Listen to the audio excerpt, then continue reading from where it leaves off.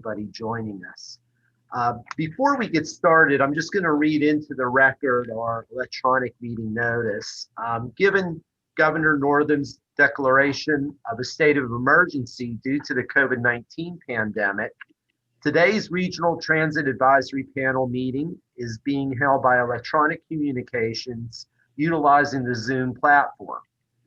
As a reminder, our meeting is being recorded, and we're also live streaming on YouTube so that our residents who are interested in observing these discussions can participate. This meeting is required to complete essential business on behalf of our region. Per the requirements of the Code of Virginia, public notice was given contemporaneously with the notice provided to you as RTAP members. The agenda and supporting documentation were made available on our website for review. Members of the public were invited to submit comments in advance of the meeting via either email or telephone. And I can report that as of meeting time, no public comments were received. Again, you could access this meeting live via our live stream. And just a quick reminder, we're not required to take any votes today or scheduled to, but if you were to want to take any type of action, all votes must be recorded via roll call if we were to take any actions. Just a couple of housekeeping items. Please remember to keep your phones and computers on mute until it's your turn to provide input. And something that I always do is after I'm done speaking, I leave my microphone on. So please remember after you're done making your comments, if you go back on mute, that'll be helpful. Just cuts down on background noise. So on behalf of our staff and the HRTPO, I want to thank everybody for your participation today. So really looking forward. It looks like we have about 35 members on. We expect a few more to join us, but why don't we go ahead and get started. The first item that we have included in your agenda are the meeting minutes from our last Regional Transit Advisory Panel meeting. I want to thank Jeff Berlisky for preparing those minutes. Did everybody have a chance to look at that? Are there any suggestions for revisions? So I'm going to break the rules a little here, but being that there's no suggestions for revisions, if I can get a motion and a second for approval, we'll call for a consensus vote rather than putting you through a 60-member roll call vote. So Sarah Jane, if that works. That works. Is there a motion for approval of the minutes as presented? So moved. Was that Sarah Jane? Sarah Jane and Julie. Julie? And Julie Sums is the second. Jeff, all in favor, please thumbs up. Any no votes? Okay, so not the protocol I should follow, but I didn't think I'd get any pushback and saving you from one of those long roll call votes. So as a reminder where we're at today, as I think you will recall back in March 31st, you formed 9 work groups of the Regional Transit Advisory Panel. Beginning on May the 26th, we started to receive report outs from those work groups. And the charge for each work group was to identify a short list of 2 or 3 action items that could be taken in the short term under your topic area to move public transportation forward in the Hampton Road 757 region. At our meeting on May 26, we heard great report outs from the Serving Major Employment Center work group, the Transit and the Military work group, and the Affordable Accessible Housing work group. Today, we are scheduled to receive report outs from 2 more of our work groups. We're going to hear from the Transit-Oriented Development along the Regional Backbone Routes group, and we're also going to hear from the Universities and Colleges group. So after today, we'll have 5 of the 9 work groups who will have reported out. Okay, so if there's no questions or comments on that, why don't we go ahead and get started? Martha McLeese, from Virginia Beach Vision. I believe that you're going to take the lead on the transit-oriented development along the regional backbone. Thank you. I appreciate that. If you can bring up our PowerPoint. Absolutely. Okay, Martha, did that come up okay?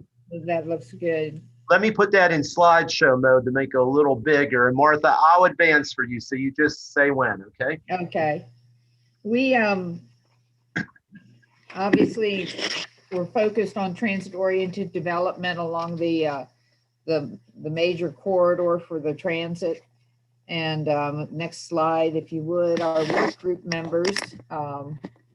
You can see there Robert Bowen, Diana Burke, who's with us today, Jim Carroll, Charles Land, who's also on, saw him on, Tony Nero, and Jeff, of course, from HRT, supported our efforts there. And we also had Joe Dillard join us for one of our meetings from I'm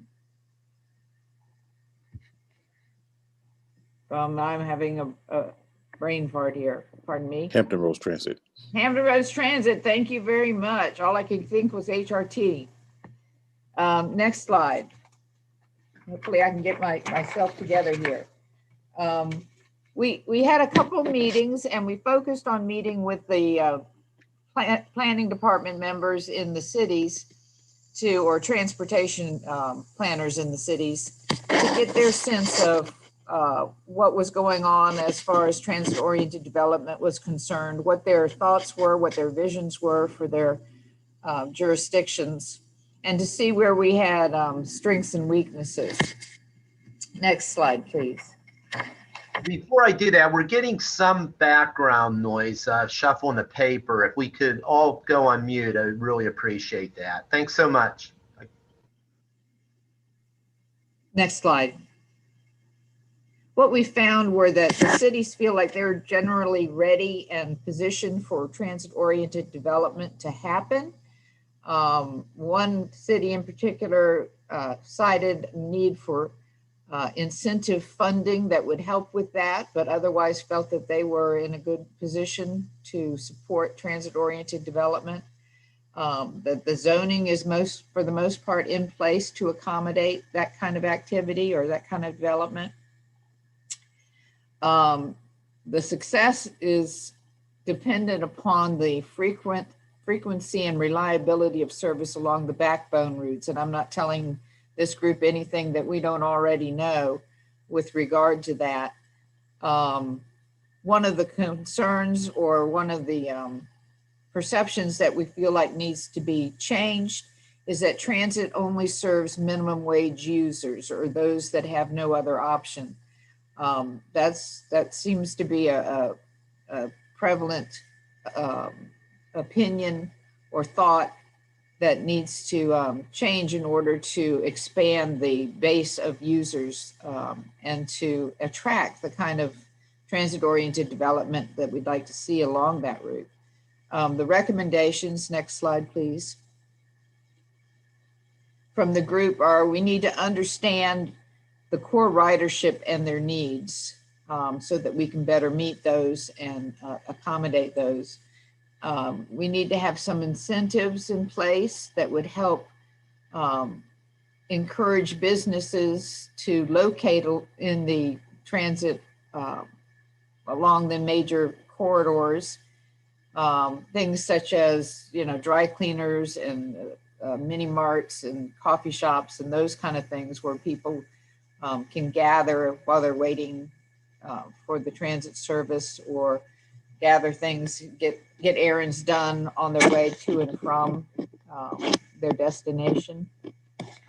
We felt like there needs to be, if there hasn't been, and there may have been, we're not sure, study of other regions that have been very successful in incorporating transit-oriented development. Obviously, those would need to be markets that are similar to ours. And we just lost our slideshow there. I'll just go ahead and continue from there. The focus, of course, on the regional backbone routes and micro transit connectors to that route. So again, that it expands the access to those areas along the major backbone or the primary backbone.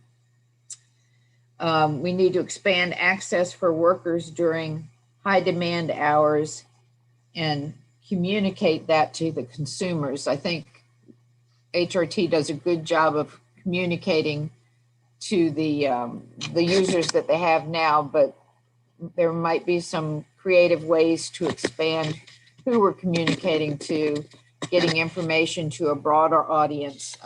Some of those choice riders versus those that must use the system with lack of other options. And then finally, we felt like one of the major overarching issues is that we need to have a public relations campaign targeting, attracting the choice riders that I was mentioning, and also to address the not in my backyard syndrome that seems to pervade anytime you want to try to do transit-oriented type development, where people aren't sure that it's going to be the type of development and setting that they're accustomed to, being a more urban setting than certainly some of our cities are accustomed to. We need to do a better job of communicating with both the citizens as well as the elected officials in those areas so that that doesn't become a detriment to businesses that want to locate along, or neighborhoods that want to locate along the corridor. And those were our major findings. I invite Diana and Charles to chime in, and if any of the other members of our group are on the call to, or on the meeting to jump in here with any comments you may have. Thank you, Martha. You did a great job. We're so happy that you are our fearless leader. Can I say that? First off, thank you so much. You did a great job. Here again, I represent tourism, and so I always wear that hat when we're in these committee meetings, but I go back to, it's my lack of understanding, so I'll toss this question out. How much information do we have on our core ridership right now? I really want to deeply understand who rides HRT right now, and hopefully deeply understand what their needs are, because we're going to start with that base group and we're going to expand and flourish from there. So if there is somebody from HRT that could just share the type of data we may have and the best way that we communicate with that core ridership. Great. Diana, before we call on the HRT team, can I please ask everybody, just as a quick reminder to go, please stay on mute. We're getting some shuffling of papers in the background. And Logan, I'll sort of ask you to keep an eye on everybody, and if they're not speaking, if you could go ahead and just turn them on mute, I'd appreciate it. Brian Smith from HRT and the HRT team, did you have any input for Diana's question? Yes, thank you, Bob, and good afternoon, everyone. And Diane, thank you for that question. We do have some good data and can certainly circulate that to the group. So Bob, I think if we maybe provide that to you and then, can get that disseminated. And that information, it's based upon what we refer to as an origin and destination survey. So about every 3 years, we do a statistically valid sampling effort across the entire range of services for HRT, and that it really does dive down into demographic information and different socioeconomic factors and so forth. So I think including even how people access our services, and whether that's even walking oftentimes, or other ways of kind of the first mile, last mile connectivity to the system. So we can provide that information. I will say it's a little bit dated because we're actually this year we're teed up to engage on a new O&D survey. So we will have fresh information. I will say, as with a lot of things, the COVID public health emergency has kind of disrupted us a little bit, because going out and doing the survey now would obviously capture information based on current conditions, which is impacted by COVID. So a little bit, not normal, if you will. but we will be proceeding forward with the O&D survey, and so we'll have fresh data. But in the meantime, we can provide the information we do have. Thank you. Well, I'm sorry, Diana, if I may, real quick, keeping with our regional approach. First, thank you so much, Brian. If Brian, you can send that on to me, I'll distribute it to the RTAP. Our WADA partners, Zach and Ben, could you talk about maybe what info you might have about your ridership background? I think, Bob, we're kind of in the same boat where a lot of the information that we have at this point is a little bit dated. We plan on getting into our transit strategic plan this year. We recently implemented our passenger counting system to kind of help with a lot of that data. But as Brian said, due to COVID, it's really tough to have any comparable data.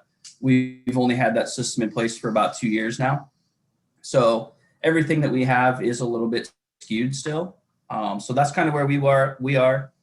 We expect with the beginning of the TSP to really start to dig into that and really get some actionable data from the area that's up to date and makes sense for what we're trying to accomplish now. Thank you, Ben. Martha and Diana, before we open it up to any questions, any other comments from your group?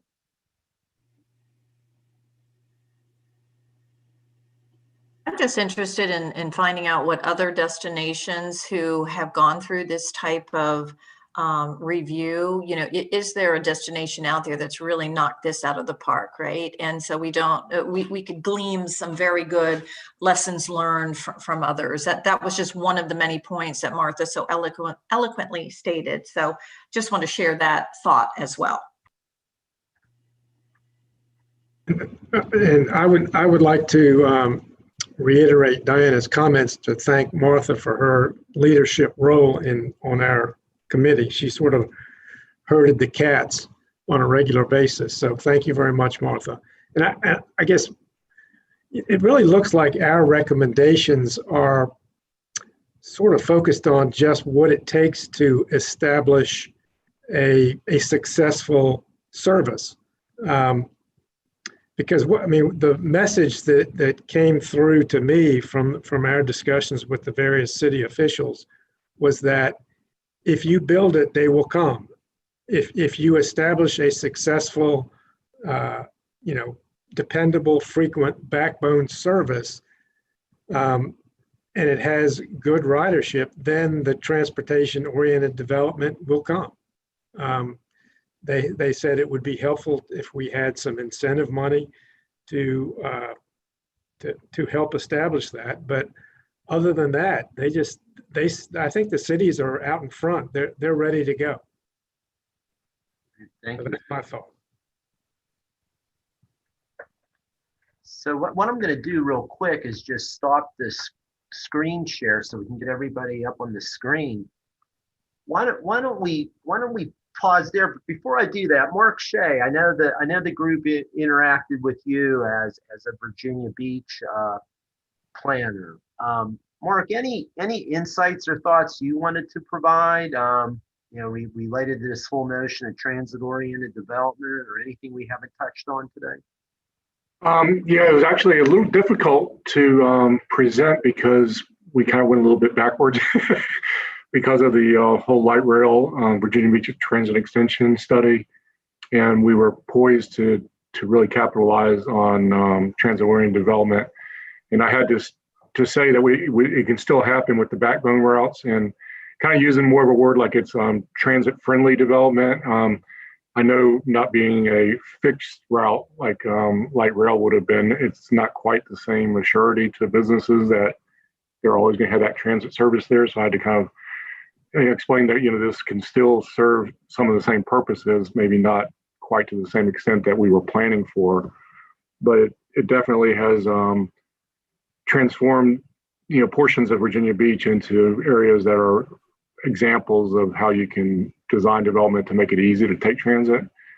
Being the big thing, not having to walk so far to get to a bus stop or transit station.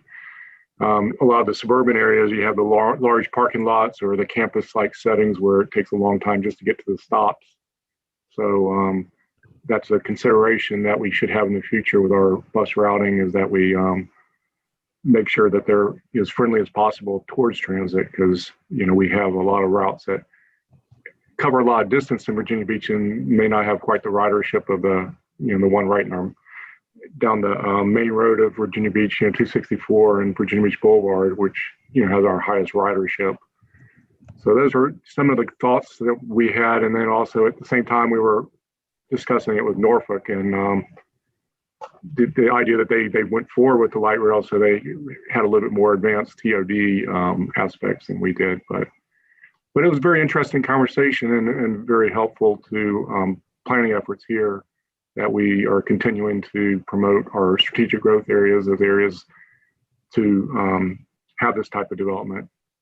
Yeah, Mark, if I may ask, so on this group, like I look at Civic being represented here by Sarah Jane and the that membership, and you've got a pretty broad-reaching advisory panel here. Mark, as a local land use practitioner, I'm probably going to ask you a question I think I know the answer to, but I'll sort of throw it out there because I think it's important. Can you talk about maybe what type of an advocacy role this type of group of transit supporters might be able to have?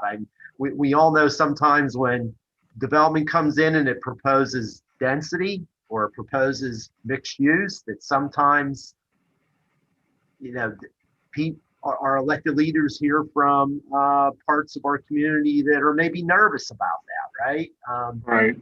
Could you talk about maybe a role this group might be able to play in that process as they, make the connection between this regional backbone and opportunities for land use that complement that? Do you see a lot of, I'll just ask directly, do you see a lot of people that are concerned about density and concerned about mixed use type of development?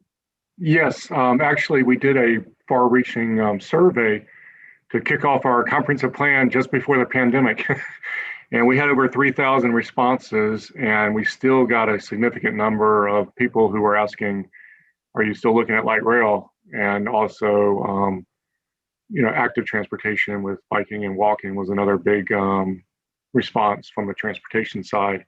And we did get road congestion as another one, but it wasn't, we had to kind of probably drill down more to say what was the solution of that. Was it transportation alternatives, or was it making roads wider? But those, of course, the three prongs of transportation, but we still got a significant amount that are concerned about transit and that we should do more for transit here. We were prepared to go into more focus group type public meetings to drill down on some of these subjects, and we had to put a pause on the comp plan because of the COVID.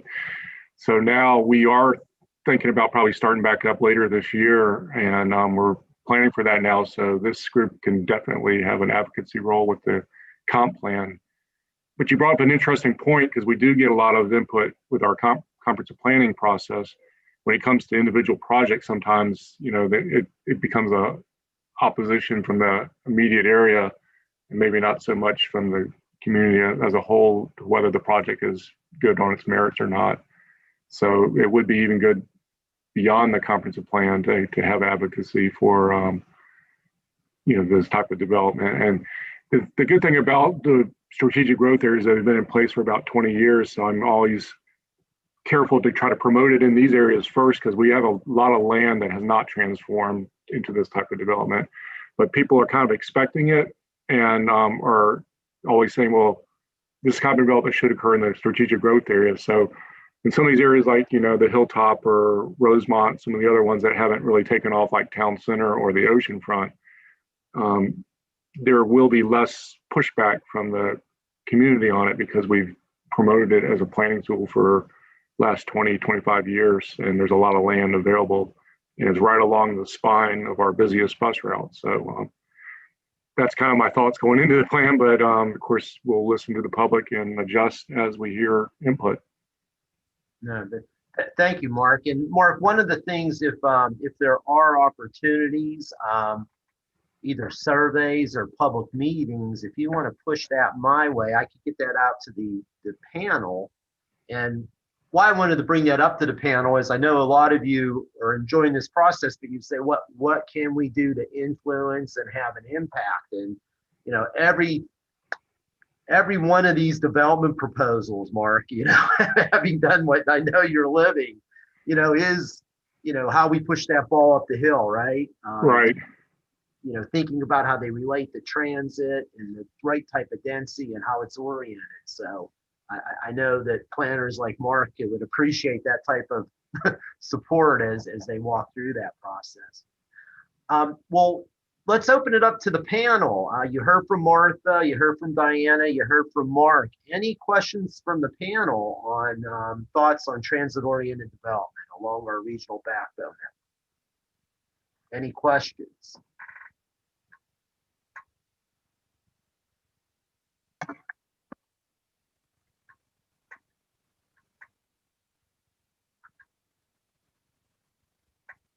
Bob, since everyone's quiet, sorry, Diana, I'm just going to add one question.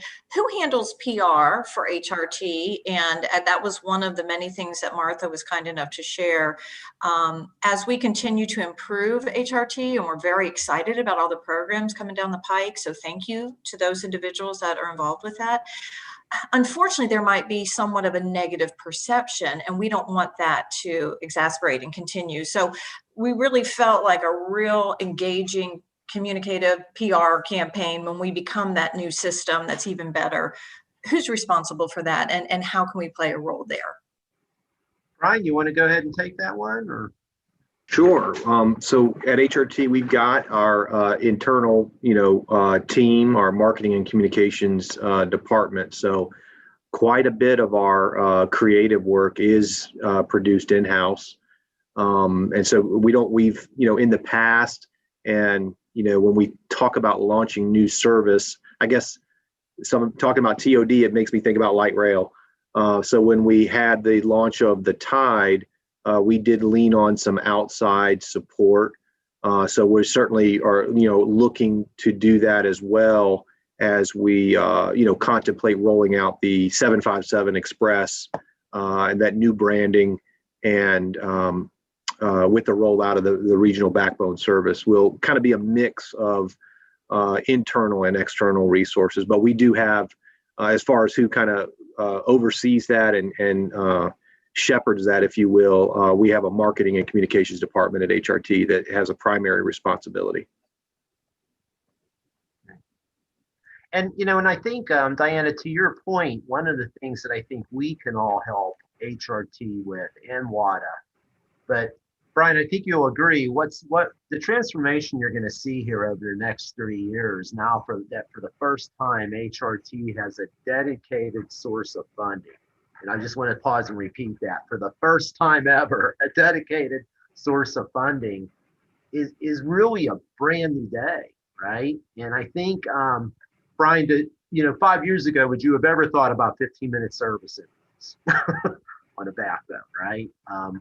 But the ability to do that now, I think we all need to help spread that word around this community that, not only is it good for all riders, but particularly that land around that backbone, this becomes an opportunity that frankly we haven't had before. So I think that's an exciting part that HRT is going to do a great job of that messaging. I think we all have to help too. And any other questions before I call? Please. Jerry Harris. Yes. Yes, sir. And I'm sorry, I need to change my name there with my, my Zoom. That's from another party there. So sorry about that. No, I like it. There's some history behind that, but anyway, I was looking at the presentation, and I'm somewhat familiar. Great job. I'm somewhat familiar with transit-oriented development from Atlanta, and one of the lenses I was looking at was through an equity lens, and as we know, transit-oriented development comes at a premium. The land comes at a premium, and then the development of the condos or apartments come at a premium as well. And I didn't see an affordability component there associated with the transit-oriented attributes as you listed them out. And also, you pointed to the fact that you were looking for benchmarks and I want to give you one. It's called the Transformative Alliance or Transformational Alliance. It's located out of Atlanta.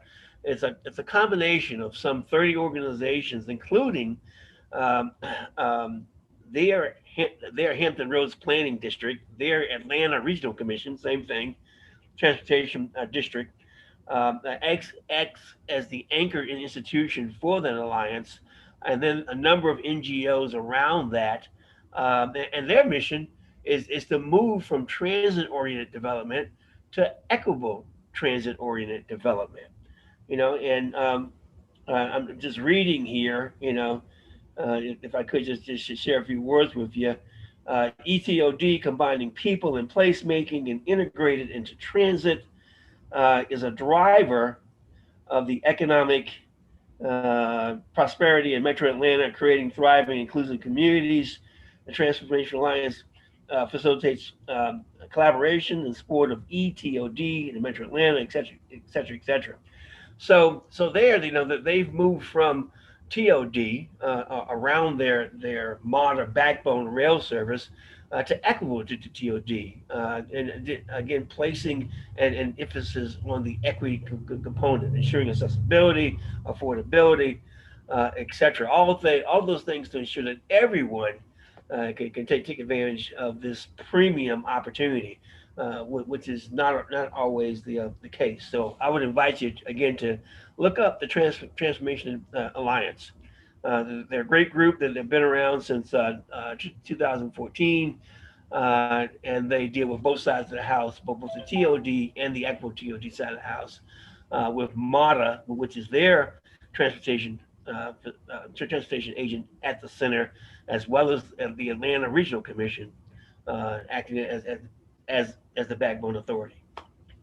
Thank you, Gary. And Gary, if you get a chance, if you don't mind, if there's a link you wouldn't mind sharing in our chat, and everybody can take a look at that would be very much appreciated.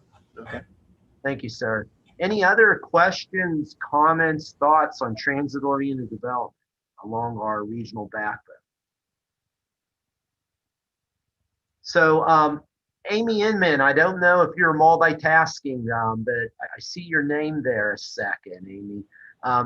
Amy, I had to call on you because I think the first time I met Amy was around 2009. And Amy, we were doing a presentation in downtown Richmond at the Jefferson, and you were talking about transit-oriented development. And I know. Yeah. And so, Amy, I had talking about it for a long time. I know you have a lot of thoughts, and frankly, you have practiced and seen the benefits that public transit and how transformational that can be on adjacent development. So, Amy, I just wanted to give you a chance, and I know you have goals and things you're working towards in Norfolk as well. So we heard from Mark. I thought maybe we could hear from you. Yeah, sure. Well, thank you, Bob. And it's, I always love to chime in on things, even. So, I do believe that, as we're making these investments in higher capacity transit, even though it may not be fixed guideway like we have light rail or like we have the BRT in Richmond. But I will tell you, let's just take the BRT in Richmond. There's the Pulse Corridor Plan.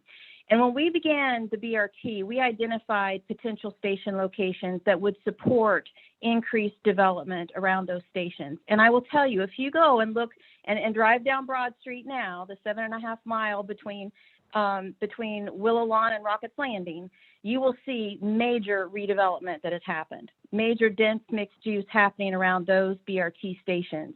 And they, when we identified those station locations, people kind of scratched their head and they were like, why are you doing that? Well, we saw the potential, we were linking the transportation and the land use planning pieces together. And then, when we went over to the city of Richmond and developed the Pulse Corridor Plan that started to bring in the policies that would support that, that's what made the difference, right? I mean, and also making those linkages between the Pulse, at that time it was the Broad Street Corridor Project, and the land use. That was a major requirement that we had to meet and demonstrate that we could support that kind of dense mixed use land use in our application for federal funding. We received $24.9 million of a Tiger grant. We were also pursuing small starts through FTA, but the Tiger grant opportunity came and we were ready to go. And we had bipartisan support for the project over the 10 years. We started the project in 2008. We cut the ribbon on June 24th of 2018. But it was largely because we were making those connections, and we were also demonstrating the ladders of opportunity. So we had the East End in Richmond that was, more low income, minority demographic. And what we were able to demonstrate was that this is providing, a much greater transportation improvement, and again, linking that improvement to the jobs. Now, we supported that with a complete redesign of the local transit system that provided frequent service north, south, east, and west, just like we're doing in Norfolk. But that combination not only increased the ridership and the potential for the Pulse BRT, but it also set the stage for the regional backbone and the regional network, the rapid transit, which they're now trying to do. And I see the potential here, even though we did have the issue in Virginia Beach several years ago, and that, frankly, it is what it is. And I think that Virginia Beach is doing a great job in evolving out of that, and they will, they have a great opportunity there. But where we can come together as a region to really put our policies regionally to support this regional backbone, to attract that development. Right, to attract that kind of density, and making the incentives, making it easy for that development to occur. That was really key in Richmond. Making it easy, streamlining that process so that the development can happen. So I really think that if this group, in the expertise and the leadership and the thought leaders on this group can really foster and advocate for that kind of policy change and supportive process, I think it's going to make all the difference. I really do. Just in what we did in Richmond, and Bob, and Bob helped us. He was the director of the PDC and the TPO in Richmond, and we worked very closely together on a lot of those initiatives for those years. So I think what this group has the opportunity to do is finally to bring all of these things together.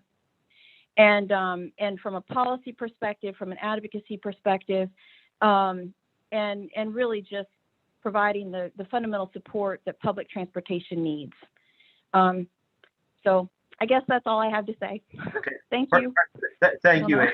Well said. And I'd just like to follow up on what Amy said. And Amy will tell you that when the bus rapid transit system, the Pulse in Richmond, was first run out there, not all the surrounding counties were necessarily on board. What's it like today, Amy, right? They're looking for that service. They want it expanded. They're seeing the vitality along that corridor, right? Yep. Yeah. It's incredible. And we did just have one little bitty foot in the door there in Henrico, but that was enough to convince Henrico to now have bus service to go all the way out to Short Pump. And so now they're extending their bus service to Short Pump, which I don't know what the ridership is, but I'm sure it's helping to provide access to the jobs, the retail and the service industry jobs that are plentiful in Short Pump area, that otherwise those jobs, that access would not have been there.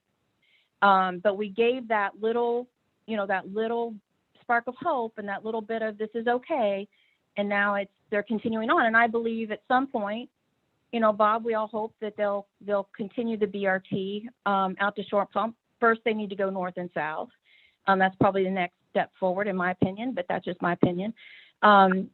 But anyway, it's definitely, I think it's something that that the region is now can envision and can somehow support and get behind.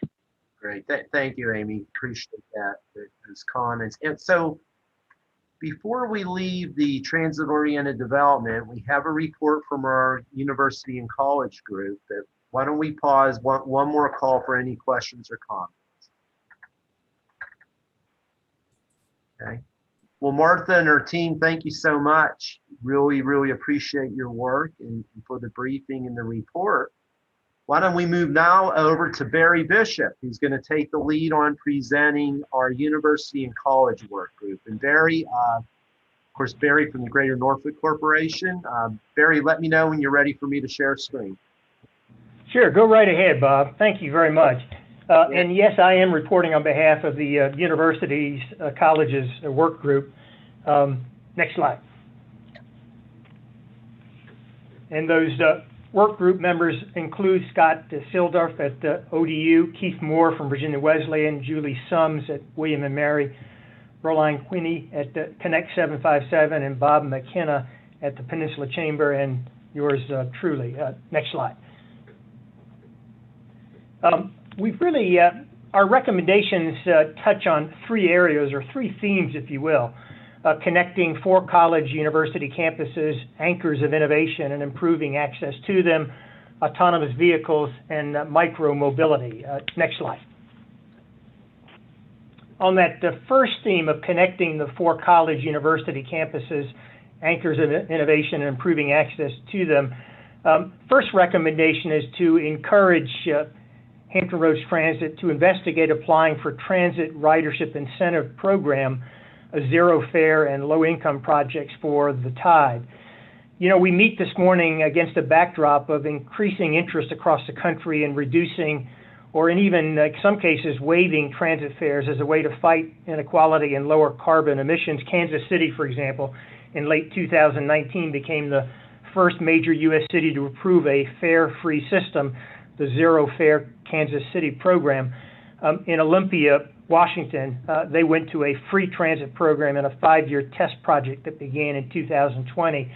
The Omaha bus system recently launched a program of free rides for students.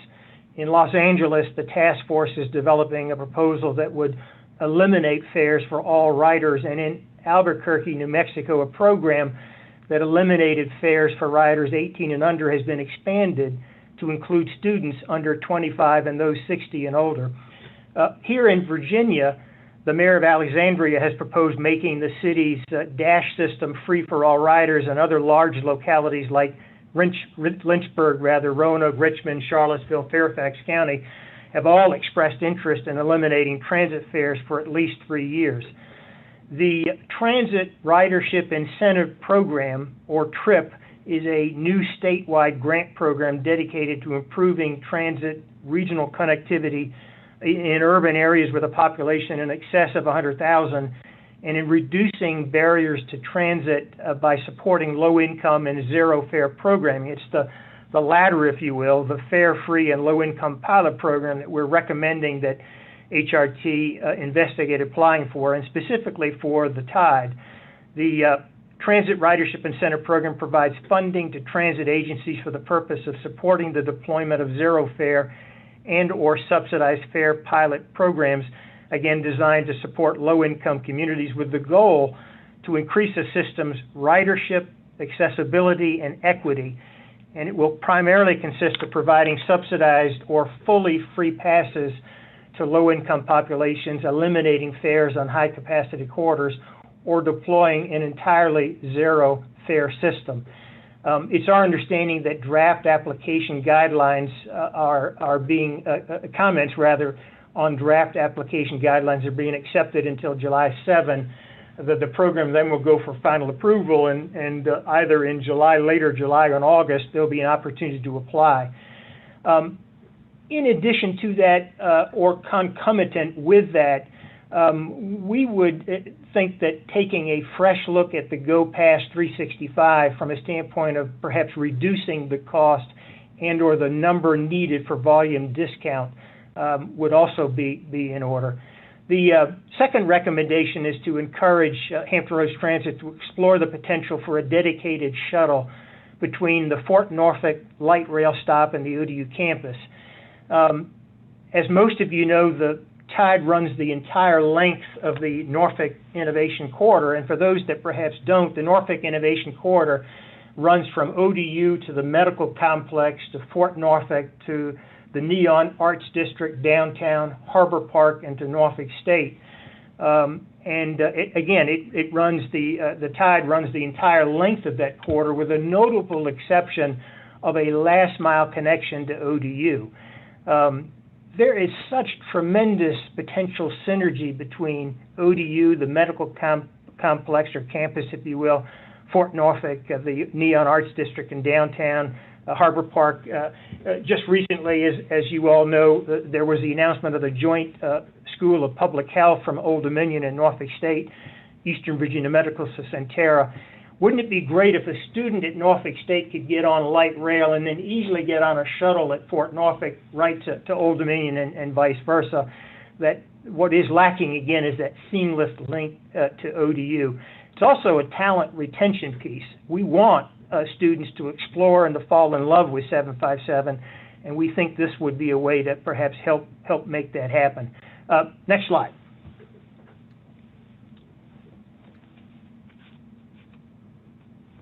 The second theme is autonomous vehicles, and the recommendation is to explore the potential for autonomous vehicle demonstration or pilot project on a college university campus and or on Granby Street between Brambleton Avenue and Main Street in downtown Norfolk. Easy Mile, and you're seeing actually an Easy Mile autonomous shuttle pictured, has been deployed in 300 plus locations in more than 30 countries, including just down the block, if you will, in Kitty Hawk, North Carolina, where Cassie, as the shuttle is known, is transporting visitors on a 1 mile loop around the Wright Brothers National Memorial. The North Carolina Department of Transportation leases the shuttle from Easy Mile, which is a French company.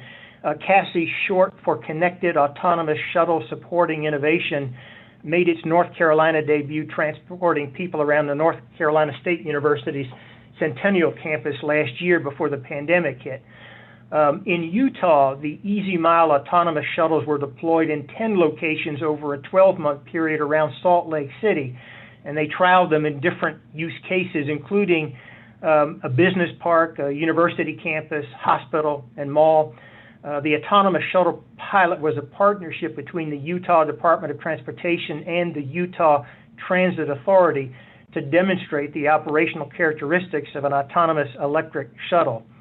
And it's really to highlight, if you will, the first and last mile connection and low-speed community circulator, and to build awareness and acceptance among riders and the public about highly automated vehicles.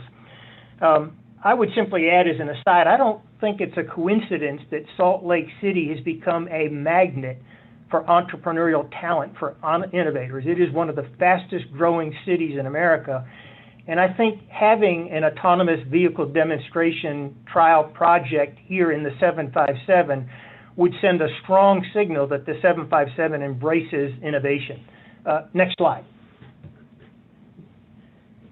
And our final recommendation is really an attaboy in many respects, and that is to continue in most cases, but in some cases to encourage HRT and city stakeholders across the region to continue to look at ways to integrate micromobility for first and last mile connection.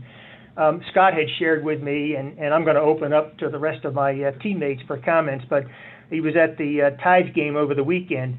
And just, again, anecdotal evidence of growing acceptance, a number of Lime scooters and electric bikes there. So more and more people are accepting micro-mobility, but in particular, it's college campuses that lead the way. So at this point, Bob, invite other members to jump in with any comments or corrections, quite frankly. Fantastic. So I'm going to stop share just so we can get everybody up on the screen. Why don't we hear from anybody else from the work group before we open it up for questions and discussion? This is Keith Moore. I hope you can hear me. I'm actually on the road. I apologize. No, we can hear you, Keith, loud and clear. Go ahead, Keith.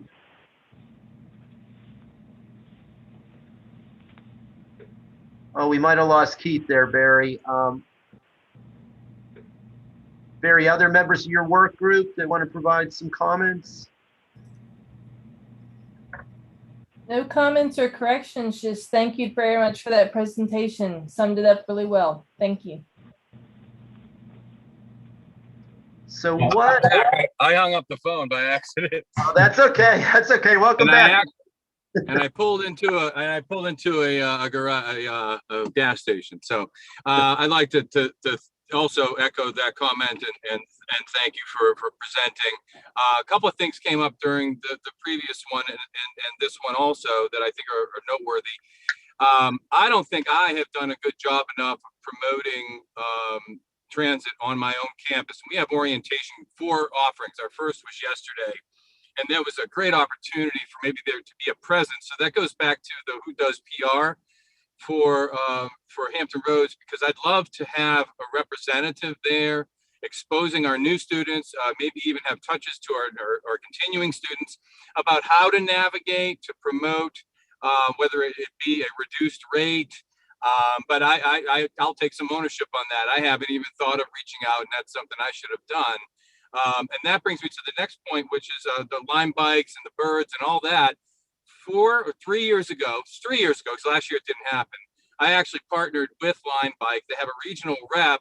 I brought them to campus during orientation to try to promote that, and found out quickly after our CFO, who also has our responsibility of liability, checked with our insurance company and said, don't let them on campus. So they're parked outside of campus. And that may be different in an urban campus. I would think so, because the streets are city streets. But on our campus, that's a challenge. And if they find themselves on campus, we move them out. The security department moves them off. But I think that we could probably work together to promote how you could get yourself to another institution, into downtown Norfolk and the like, if we just do our due diligence. So, Brian, before I call on you, because wow, what an exciting opportunity, but could we maybe hear from some of the other college or university reps? I mean, just this notion of having somebody from HRT come during your orientation to say, have you thought about this as a way to move around our community? So Scott, Julie, anything you might want to add to that? Yeah, I'll jump in. I mean, we work actually pretty closely with HRT. It's not me personally. I have a marketing communications person in my department. We usually have folks from Traffics, and forgive me for forgetting her name, but I'm thinking also before the pandemic when we did our orientations in person. Even this summer, we are still doing virtual orientation. However, we do have a slight on-campus component for students that are interested.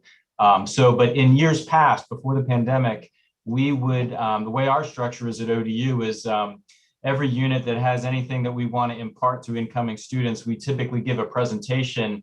And then later in the day in our student union, the web center on campus, it's kind of an open fair with tables and things set up.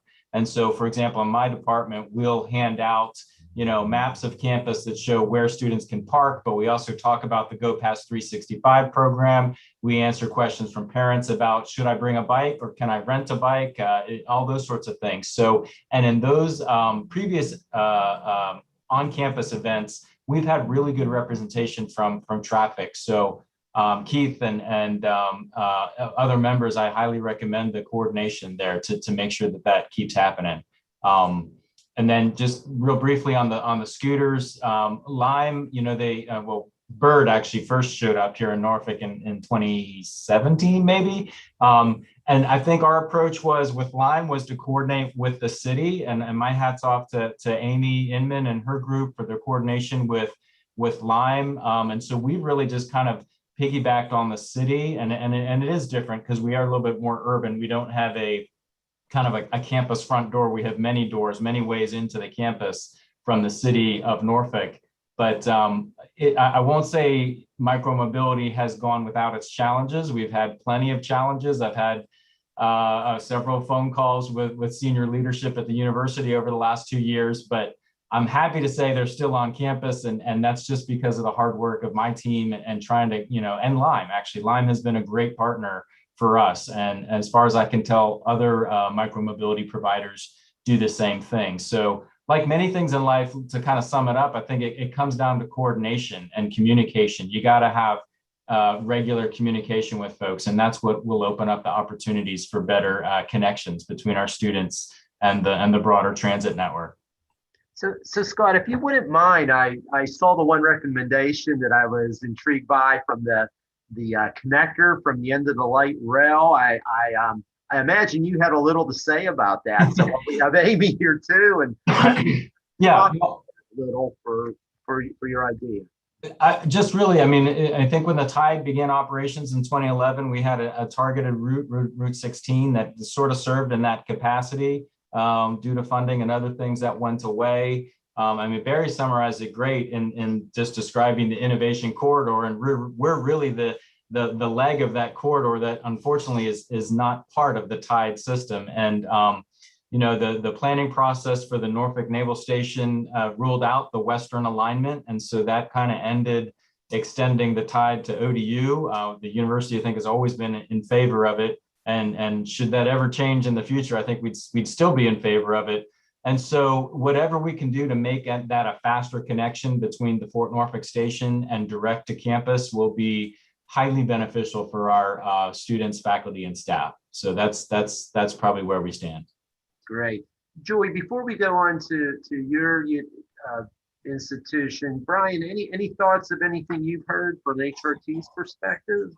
Well, I just wanted to say, Barry and everyone, thank you. That was very good. And I did have a question I wanted to ask, though. I'm just curious, as this group was meeting and talking, for example, about autonomous vehicles from just a research university perspective. And, I know sometimes, we see cases where pilot projects and introducing things like autonomous vehicles, has originated out of even partnerships with universities and kind of research settings. Is any of that kind of activity happening, or did that come up at all in your conversations? I'm just curious, particularly around autonomous vehicles.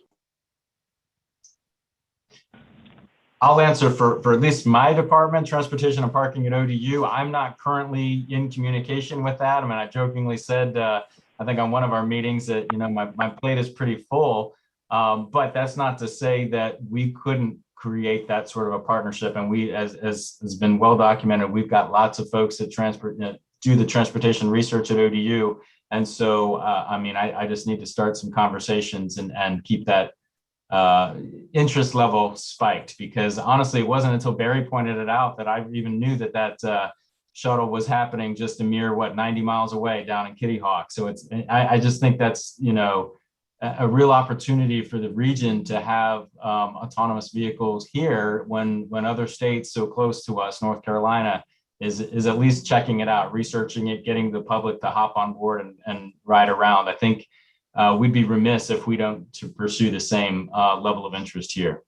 Yeah, well, thank you for sharing that. Yeah, we, HRT actually with DRPT participated this past year in a kind of exploratory effort as part of a national consortium on autonomous vehicles. And I think, I guess the punchline is there's still a ways to go in terms of autonomous vehicles for larger scale public transit purposes. But that's a research agenda that's continuing to emerge and develop. What's happening more is smaller scale pilot activities, and so anyway, that just made me think about that as a follow-up item. But again, good presentation. Definitely taking notes here on things to follow up on. It was good to hear about the outreach teams, Traffics and others who have been able to do outreach in the past, but kind of picking up on the earlier conversation as we continue to work towards the implementation of the regional backbone. And I know the Traffics team and others are definitely integrated with those outreach efforts that are forthcoming. But to the point of,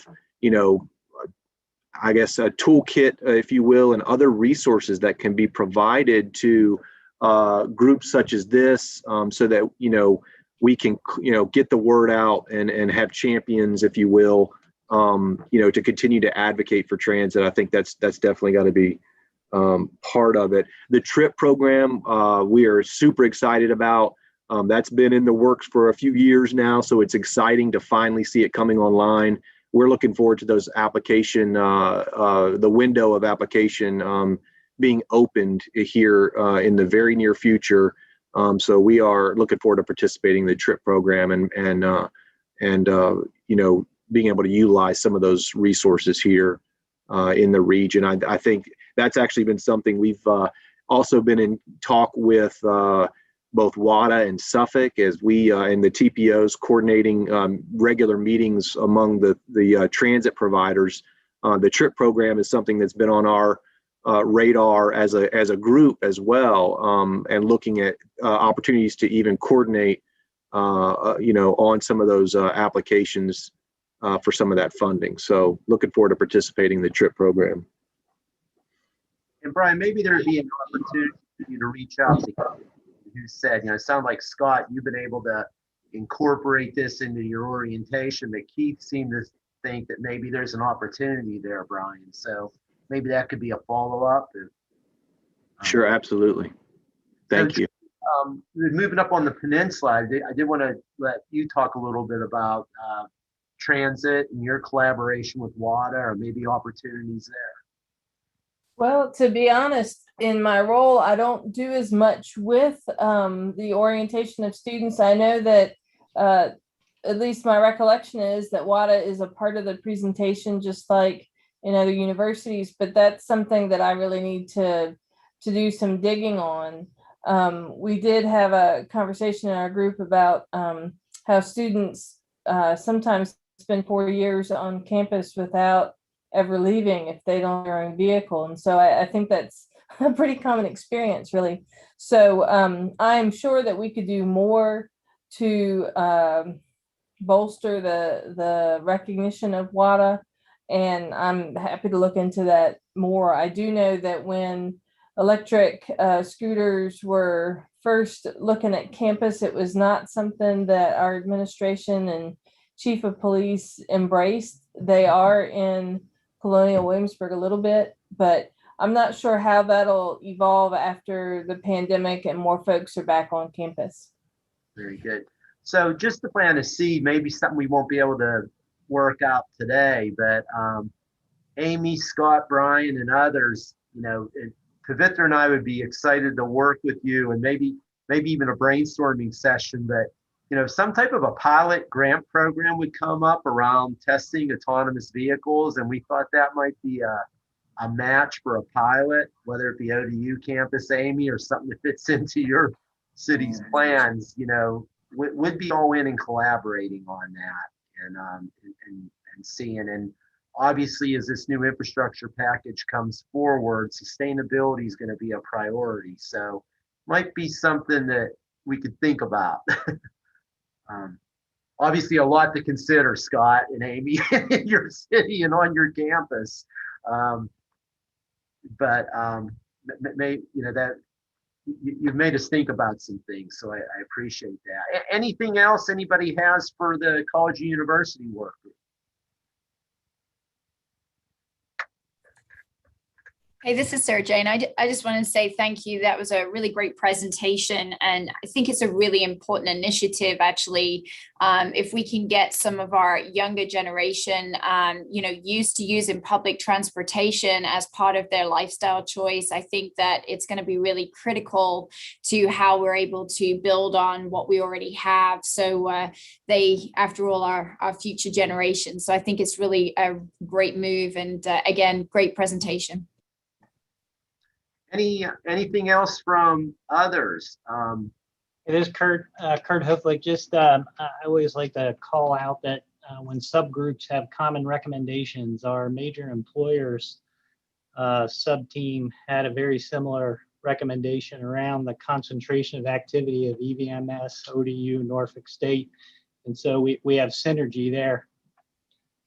Found common ground. Yep. Absolutely, Kurt. Absolutely. So, and one of the things we want to do at the end of all this is put these reports together and then show where there is that overlap and synergy. So I think that's an excellent point. Yeah. Bob, I might just take a quick minute and just Please. sort of, as we're thinking, we have three. We have Tidewater Community College, Norfolk State University, and ODU. And what we're doing is really using the power of our frequency. And in our redesign, we will have a direct 15-minute route that will go north, south, east, and west. So now we will be able to provide direct access to not only Tidewater Community College, but also ODU. And as Scott has mentioned, we have a great partnership with ODU and Lime, and we'll work with Tidewater Community College to make sure that first and last mile, those connections are made for students. And our Lime scooters have been on now for 2 years. We've had over 1 million trips, over 1 million miles ridden, and majority of those are those first and last mile trips that we can't serve through transit, traditional public transportation. Now we have the e-bikes that will go longer distances. So as we start to really transform our transit system in Norfolk to be more frequent oriented and have this supporting network, it's, I think, really going to be transformational for not only our universities and our students and our younger population, but really for everyone. So we're very grateful for all this, and absolutely, Bob, if there's another way we can incorporate other modes of transportation and technology into our system, we're willing to step in and try. Great. Thank you, Amy. Any other thoughts or comments? So just real quickly, Scott, I know this answer, but I'd rather hear from you. You have, what's your enrollment at ODU now? Our official enrollment is 24,500 students for the whole campus. Yeah. Mm-hmm. What's your employment base? Now you're stumping me. It's a lot. Yeah. Right. And Amy, you know that we start adding at the Tidewater in Norfolk State, right? We're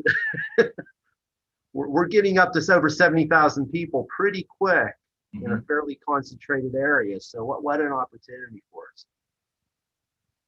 All right.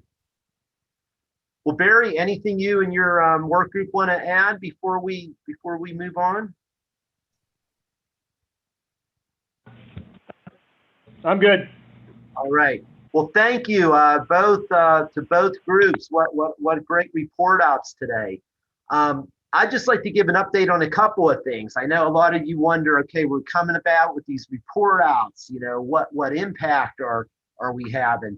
Bob McKenna from the Virginia Peninsula Chamber, and Brian, I think you're plugged into this, or I know HRT is, but Tuesday, you'll remember that the one work group, the Major Employment Center work group, said that all these large parking lots along these major commercial areas are huge opportunities for park and ride. So the Virginia Peninsula Chamber on Tuesday is calling a meeting of major property owners on the peninsula that have these large commercial spaces to talk about whether there's park and ride opportunity arrangements that could be made there. So already we're starting to see people come out of these meetings, and Brian Stevens from the Chamber will be doing the same thing on the south side. So we're really excited that we have folks that are taking some of these ideas and already trying to push them forward.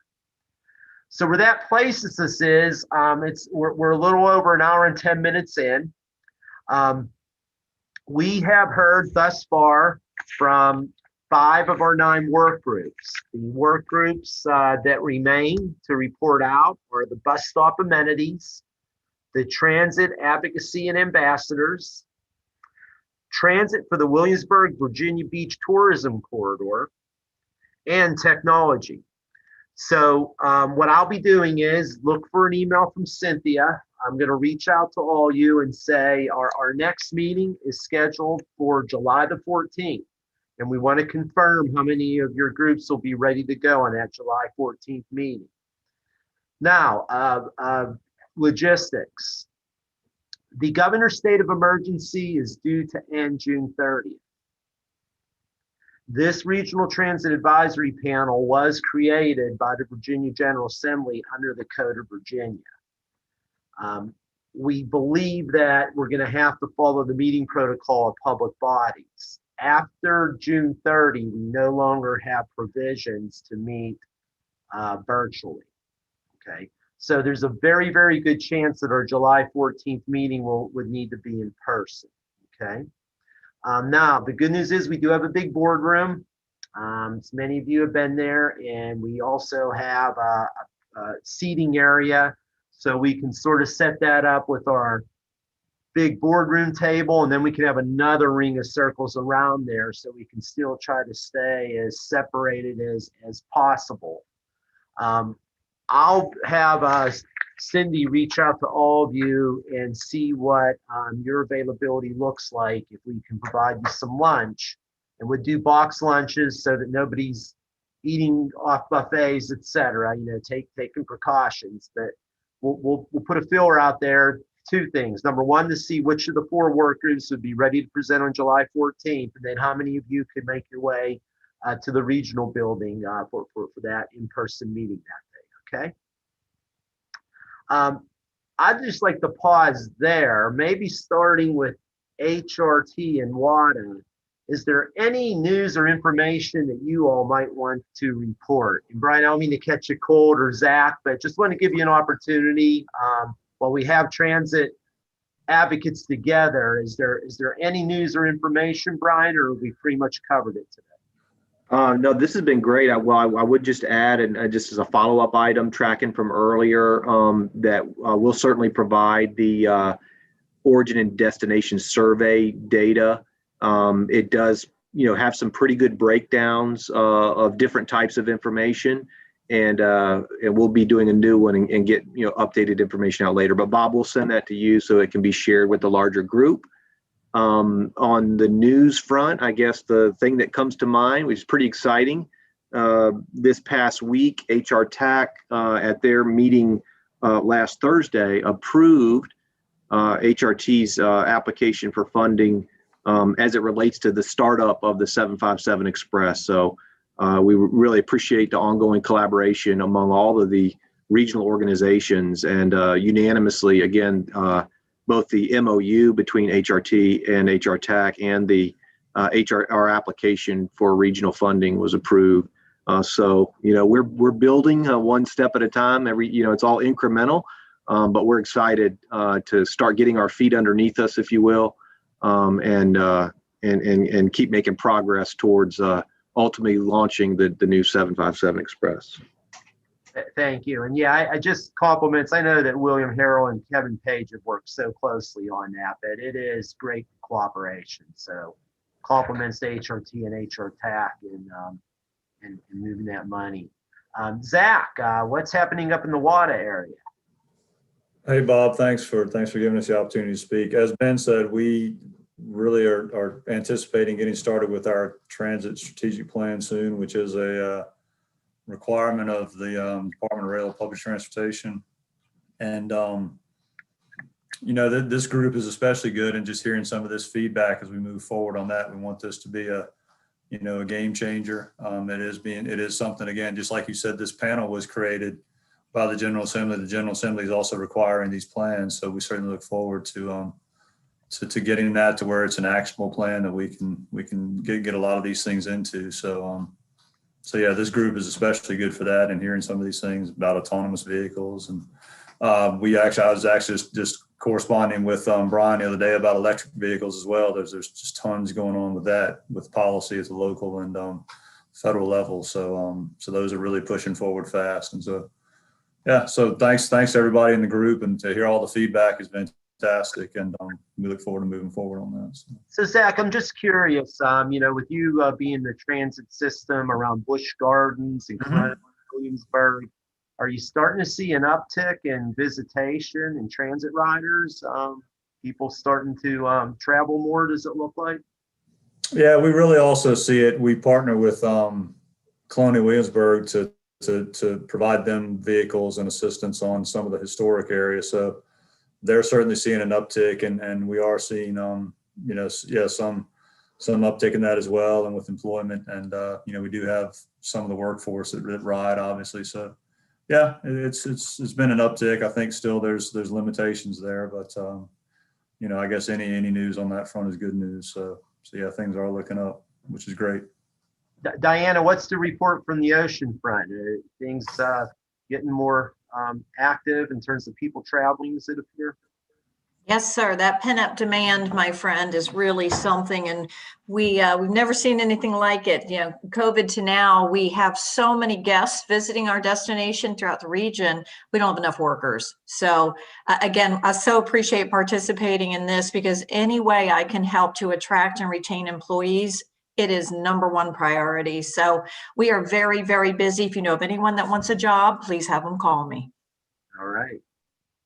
Well, why don't we, on that note, first off, I want to thank everybody for your continued participation and hard work. As I mentioned, many of our business leaders had to be at another event today, but we're really looking forward to July 14th. So I can't thank you enough for your time and your dedication and caring about our community and trying to make a difference. So with that, we'll adjourn today's meeting. Thank you so much.